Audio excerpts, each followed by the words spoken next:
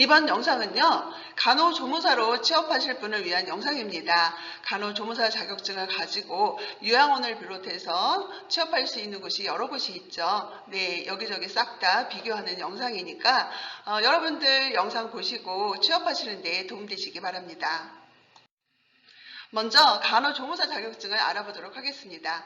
1년에 2번 시험이 있고요. 고졸 이상의 학력과 학원에서 간호조무사 교수 과정을 이수한 후에 시험을 거쳐서 자격증을 취득하게 됩니다. 1년에 3만 명 정도가 배출이 된다고 합니다. 네, 크게 보면은요, 간호조무사 자격증을 가지고 취업할 수 있는 곳을 세 군데로 나눌 수 있어요. 노인요양 전문시설이라든지 병원, 의원 이렇게 나눌 수 있는데요. 한 가지씩 알아보도록 하겠습니다. 병원에서 간호조무사의 역할은요, 간호사를 보조하는 역할을 합니다. 한마디로 간호사가 시키는 일을 정확하게 하면 되겠죠. 그렇기 때문에 초보도 가능합니다. 그리고 병원은 3교대 근무를 하기 때문에 야간 근무하는 것이 어려운 점이라고 할 수 있겠죠. 이에 반해서 요양원은요, 전반적인 간호 업무를 합니다. 요양원에는 간호사가 없는 간호조무사만 근무하는 요양원이 75%가 훌쩍 넘습니다. 그러다 보니까 간호사가 해야 되는 일도 간호조무사가 한다라고 생각하시면 되겠습니다. 일을 누가 시키지 않습니다. 알아서 하셔야 되고요. 여기는 의료기관이 아니기 때문에 의료처치 위주로 간호가 운영이 되어지는 게 아니고요. 어르신의 건강 상태가 이상이 있는지 없는지를 알아내는 것이 중요합니다. 그렇기 때문에 관찰력이 좀 중요하겠죠. 이렇다 보니 아무래도 경력자가 유리할 수밖에 없겠죠. 근무 형태는 주간 근무다라고 보시면 되겠습니다. 힘든 점으로는요, 어르신을 모시고 병원을 갈 수도 있다. 이렇게 기억하시면 되겠습니다. 다음은 의원을 살펴보도록 하겠습니다. 병원에서는 간호사를 보조했다면 의원에서는 의사를 보조하는 역할을 합니다. 가장 중요한 것은 친절함이겠죠. 아무래도 동네에 있는 분들이 이용하시다 보니까 친절한 것이 수익하고도 가장 큰 연관이 있지 않나 생각합니다. 당연히 초보도 가능합니다. 주간 근무가 대부분이지만 교대 근무하는 곳도 있죠. 예를 들면 정형외과 같은 경우 수술을 하고 회복이 될 때까지 입원하잖아요. 그렇기 때문에 이때는 교대 근무를 하겠죠. 우리가 참고로 알아두시면 좋을 것이요. 의원하고 병원의 차이는요. 병상수의 차이입니다. 병원은 30병상 이상, 의원은 30병상 미만이라고 보시면 되겠습니다. 힘든 점으로는요, 5인 이하의 사업장이다라는 점이지 않을까 싶습니다. 이게 무슨 말이냐면요, 5인 이상 사업장은 공무원하고 똑같이 휴무일을 적용받지만은 5인 이하의 사업장인 경우에는 대표의 재량에 의해서 쉴 수도 있고 근무할 수도 있고 이런 점이 좀 어려운 점이지 않을까 싶습니다. 근무하게 될 기관의 성격에 대해서도 알아보도록 하겠습니다. 아무래도 기관의 성격을 명확하게 파악하고 있는 것이 내가 어떤 일을 하고 있는지를 명확하게 파악하는 데 도움이 될 텐데요. 요양원은 일단 의료기관이 아니다라는 점을 꼭 기억하시기 바랍니다. 노인의료 복지시설로 의료기관이 아닙니다. 병원이나 의원은 당연히 의료기관이죠. 요양원의 설립 목적은요, 몸이 불편한 노인의 일상생활을 돌본다라고 생각하시면 되겠습니다. 요양병원은 그 설립 목적이요, 만성질환 관리입니다. 만성질환의 특성이 뭘까요? 네, 완치가 안 되죠. 그러다 보니까 장기 입원이 가능합니다. 우리가 병원은 어때요? 입원하는 목적이 달성이 되면은 퇴원을 해야 되잖아요. 그런데 요양병원은 만성질환을 관리하기 때문에 장기간 입원이 가능하다. 이 정도 차이 기억하시면 좋을 것 같습니다. 의원은 1차 진료가 목적입니다. 다음은 재원을 알아보도록 하겠습니다. 요양원의 재원은 노인 장기 요양 보험료가 재원입니다. 병원하고 의원은 국민건강보험이 재원이죠. 여러분들 2022년도 올해는 국민건강보험료 얼마나 내는지 알고 계신가요?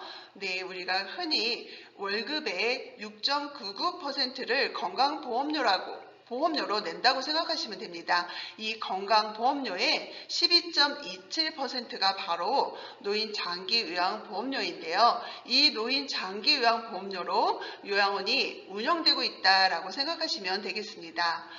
요양원이나 병원들은요, 인력 기준을 엄격하게 적용하고 있는데요. 인력 기준에 대해서 알아보도록 하겠습니다.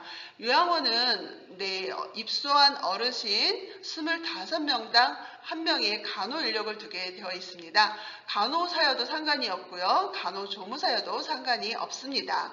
병원은 간호사의 숫자가 굉장히 중요한데요. 아무래도 간호사의 숫자가 많아야지 의료 서비스의 질이 좋다라고 볼 수 있겠죠.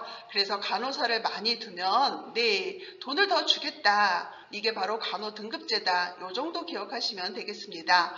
요양원은 평가 인증을 받습니다. 공단으로부터 3년에 한 번씩 인증을 받는다라고 생각하시면 되겠고요. 병원은 보건복지부로부터 4년에 한 번씩 평가 인증을 받습니다. 요양원에서는 의료기관이 아니기 때문에 의료 행위를 하면 의료법 위반입니다. 그렇다면 수액이나 영양제 주사 같은 거 못 놓냐? 꼭 그런 것은 아닙니다. 외부로부터 방문하고 있는 가정 전문 간호사가 수액 처치라든지 주사 같은 거, 검체 채취 같은 것을 하는데요. 이렇게 가정 전문 간호사만 의료 행위를 할 수 있다. 이 점 반드시 기억하시기 바랍니다. 의원하고 병원은요, 간호조무사도 일부 의료 행위를 하고 있죠. 의사가 상주하고 있기 때문에 의사의 지위 감독하에 있다라고 보는 것입니다. 기타 직군으로는요, 요양원에는 요양보호사가 있죠. 요양보호사의 숫자가 가장 많습니다. 사회복지사와 간호조무사의 숫자는 비슷하고요. 병원에는 간병사, 사회복지사 이렇게 제가 써놓긴 했지만 간병사는 병원의 직원이 아닙니다. 간병사 협회나 간병사가 소속되어 있는 회사의 직원이기 때문에 간병사가 잘못을 했다고 해서 병원에서 책임을 지지 않습니다. 이에 반해서 요양보호사는 요양원의 직원이기 때문에 요양보호사의 잘못 때문에 요양원이 책임을 져야 할 수도 있습니다. 이용 대상자를 살펴보겠습니다. 요양원은 장기 요양 급여 인정자, 우리가 수급자라고 하는데요. 수급자 중에서도 시설을 이용할 수 있는 수급자만 요양원을 이용할 수 있습니다. 요양병원은 만성질환자가 이용을 하게 되겠고요. 일반 병원은 급성기 질환자들이 이용합니다.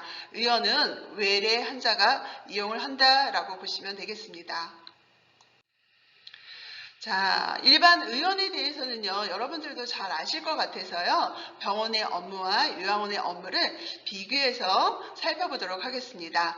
병원의 업무에는요, 간호조무사는 간호사의 보조 업무를 하죠. 활력증후를 측정하고요. 의사가 드레싱을 할 때 보조 역할을 해줍니다. 그리고 일부 의료 행위를 수행합니다.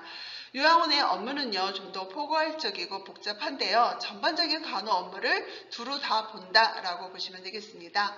활력증후 매일 측정하고요. 간호 사정과 간호 처치, 가벼운 욕창 상처를 소독한다든지, 외용약을 발라준다든지 이런 것들을 했다라고 기록하는 간호 차팅 업무가 있고요. 계약 의사가 방문했을 때 진료를 지원합니다. 그리고 투약에 관련된 업무가 있고요. 의무실을 운영합니다. 의무실 운영 굉장히 거창한 것 같지만요. 요양원에 있는 상비약을 요양보호사 선생님이 아프다, 머리가 아프다 하면 타이레놀 하나 줄 수 있죠. 이런 것들을 말합니다. 그리고 또 요양병원에서는요. 어르신이 우울하다고 해서 간호조무사가 가서 어르신 왜 우울하신지 어떤 도움이 필요한지 이런 거 안 하죠. 그런데 요양원에서는 어르신이 이런 상황에 있을 때 어떤 도움이 필요한지 어르신에게 상담도 진행하고 이러한 것들을 간호에 반영하기도 합니다. 다음은 치과나 성형외과를 소개하고자 합니다. 치과나 성형외과는 간호조무사의 실력이 급여에 잘 반영이 되는데요. 아무래도 의사들이 좀 예민하죠. 그렇기 때문에 손발을 잘 맞춰주는 직원이 굉장히 중요합니다.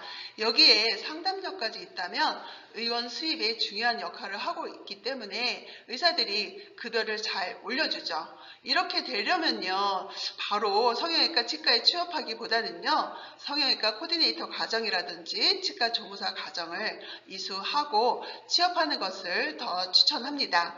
여러분들 간호조무사로서 취업할 수 있는 곳 여기저기를 제가 비교해 드렸는데요. 본인하고 어디가 가장 잘 맞는 것 같은가요?